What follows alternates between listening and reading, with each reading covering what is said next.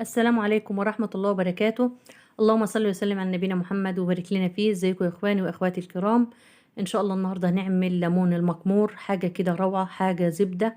اتبعوا الخطوات معايا، يا ريت ما تنسونيش من اللايك والشير، وان شاء الله اشتركوا في القناة. ربنا يبارك فيكم، اللهم امين يا رب العالمين. معايا كمية الليمون يا بنات، مسكتها غسلتها كويس جدا. طبعا منسوب المية فوقها حوالي من 3 4 سنتي. رفعتهم على النار وسلقتهم السليق العادي. لو انا مثلا هستخدم الليمون المكمور ده هاكله بعد يومين او 3 ايام، اسلقه سليق كويس بس ما اهرهوش. تمام. ده ايد عبد الله ابني بيوريكم. طبعا الليمون شكله جميل قوي، عاجبه.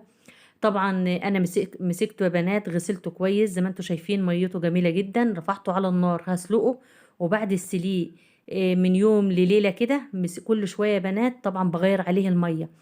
السليق اللي هو ماسك نفسه ده الليمون المكمور. تمام.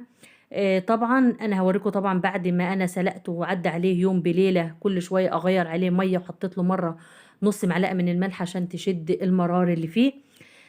زي ما انتم شايفين كده يا بنات، دي فلفل احمر مع شطه، قرون شطه مع فلفل احمر، ضربتهم في الخلاط بدون اي ميه خالص، ما عليهمش اي حاجه خالص. تمام. زي ما انتم شايفين كده بالظبط.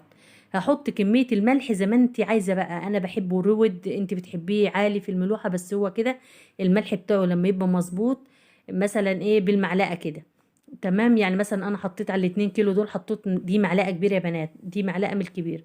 حطيت عليها معلقه ونص من الملح. حطيت طبعا نص معلقه كبيره من حبه البركه. حبه البركه جميله جدا جدا مع الليمون، سواء المكمور او المعصفر. طبعا هحط كمان عليه معلقتين كمان من الفلفل الاحمر مع الشطه الحمراء. طبعا هقلبه كده يا بنات بالحله كده، موجه شمال ويمين. زي ما انتم شايفين كده، الليمون المكمور ده ما بيتحطلوش اي ميه خالص، يعني ما فيش اي سوائل هتدخله الا مكون الاخير وهوريه لكم. في نفس الوقت مسكت البرطمانات بتاعتي، عقمتها. الميه غلت على النار، نزلت البرطمانات. نزلت البرطمانات والميه بتغلي، حطيت حوالي معلقه من الخل عشان التعقيم مش اكتر. طبعا عشان احفظه يا بنات، عشان طبعا لو غاب معاكي ولا حاجه ما يعملش اي عفونه خالص. الحلق بقى من فوق اللي هو بتاع البرطمان بمسكه امسحه بنقطه بسيطه خالص من الخل. طبعا انا بفضل الكميه بتاعتي زي ما انتم شايفين كده في البرطمانات. بسم الله ما شاء الله، جميل جدا جدا. كل برطمان هملاه يا بنات. في الاخر خالص هحط حبه من حبه البركه مع حبه الملح، وهحط المكون الاخير الا وهو الزيت. هحط معلقتين كبار من الزيت زي ما انت شايفه كده، مفيش اي ميه خالص. الليمون المكمور يا بنات ما بيتحطلوش اي ميه خالص. الليمونه بتبقى مطبقه بقى لما هي طبعا تستوى مع الخلطة اللي انت شايفاها دي، بتبقى مطبقة كده وطعمها رود وجميل وزي الزبدة بالظبط. ما شاء الله ما شاء الله. اتبعي الخطوات دي، هتاكلي احلى حبة ليمون مكمور، احلى من المعصفر كمان. وسريع، يعني سريع معاكي. مثلا ما مش زي الليمون المعصفر ممكن يغيب بالشهرين او بالثلاثه. لا، ده سريع وحالا. لو انت حابه تعمليه رمضان، هتديله غلوه واحده وتعبيه في البرطمانات زي ما انت شايفه كده بالظبط، فقط لا غير. بمسك بعد انا طبعا ما خلصت الكميه بتاعتي يا بنات زي ما انتم شايفين. طبعا الجردل اللي هو البلاستيك اللي انتوا شايفينه ده، طبعا انا معقماه بس من فوق، ببقه بس كده من فوق بنطره بسيطه من الخل، على الحلق بس كده، عشان خاطر طبعا ما يعملش اي عفونه. طبعا ده انا بسيبه بره التلاجة. لو انت حابه تحطيه في التلاجة عادي خالص، بس طبعا انا بسيبه اول ليله زي ما انت شايفه كده، ليله كامله. بتن قلب البرطمان على وشه زي ما انت شايفه كده. طبعا دول كلهم انا هقلبهم يا بنات. ده طبعا النوع التاني الا وهو البتنجان المخلل، اللي كلنا طبعا بنموت فيه وبنحبه كلنا صغيرين وكبار. البتنجان انا بحب البتنجان الاسود، بس ده الموجود في بيتي. فطبعا معايا كمية البتنجان، معايا نص كوباية من الخل. طبعا لازم تشيل القمع بتاعه ده زي ما انت شايفة كده. ماشي يا بنات. المية هنا بتغلي على النار، المية بتغلي على النار. حطيت حلة من المية، نصها مية يعني، وبتغلي على النار. الملح طبعا على حسب ذوق كل واحد. معايا فلفل احمر، معايا شطة، معايا ليمون، معايا معلقتين كبار من الكزبرة، معايا حوالي عن 10 فصوص من الثوم، معايا بابريكا، معايا كمون، فقط لا غير. لا تزيدي ولا تقللي. وهتاكلي حبة مخلل بتنجان روعة. هعمل ايه؟ اول خطوة هعملها يا بنات، في شفشق الخلاط وهنزل الفلفل الاحمر مع الشطة الحمراء، وهنزل عليهم الكزبرة مع التوم زي ما انت شايفة كده بالظبط، وهنزل طبعا عليهم نص كوباية من الخل. تمام، زي ما انت شايفة كده بالظبط. كمية الملح اللي انت عايزاها، الملح وكمون والبابريكا فقط لا غير، ما تزيديش عن الوصفة دي، ما تزيديش ولا تقلي. تمام. الليمون حوالي عن 4 ليمونات، طبعا بعصرهم يا بنات، طبعا ده بعد ما ضربته في الخلاط زي ما انت شايفة كده بالظبط. طعمها بقى ما اقولكيش جنان، ما شاء الله ما شاء الله. تنفع الخلطة دي لأي حاجة انت بتعمليها، من ناحية مثلا بتنجان مقلي، سلطة بتنجان عايزة تحطي فيها، ما شاء الله جميلة جدا. ممكن قوي للسمك، بسم الله ما شاء الله، بتبقى جميلة جدا برضو زي ما انت شايفة كده بالظبط.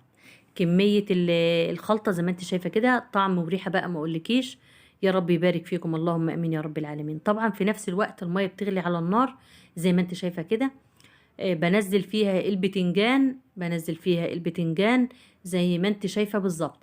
ما ينفعش تحطي البتنجان والمية وتسيبيها لحد لما تبدأ تغلي، ده طبعا غلط، هيتهرى منك، ما ينفعش.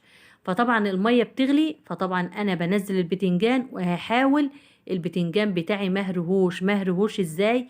هحط اي حاجة تقيلة فوق، اي حاجة تقيلة، وهقلبه بحيث اللي استوى من تحت، اللي اتسلق من تحت اطلعه فوق، وطبعا اللي هو طري لسه انزله تحت زي ما انت شايفة كده بالظبط. تمام. بس بما يرضي الله، انا بحب البتنجان الاسمر اللي هو الاسود خالص يعني، احلى من ده، بس اهو كله ماشي يعني الحال. طبعا انا بوريكي قلبه ابيض زي الفل. حاولي القمع بتاعك، في ناس بتشيل القمع خالص يا بنات، وده طبعا بيخلي المخلل بتاعك يمور. طبعا ما ينفعش، لازم القمع بتاعه زي ما انت شايفه كده، اللي هو القمعه البيضه اللي انت شايفاها دي. معايا طبعا بلاستيكه، وطبعا معايا المعلقه، بحشي بيها المعلقه، بحشي بيها كده كل واحده على حسب ايه، كبيره صغيره بتحشي بيها. بالنسبة لمخلل البتنجان يا بنات، عايزة اقول لكم برضو في معلومة. الكزبرة اللي انا حطيتها، لو انتي هتغيبي مثلا فوق من مثلا 10 ايام، لا، انا عايزاها مثلا 3 4 ايام عشان الكزبرة دي ما تسمرش معاكي.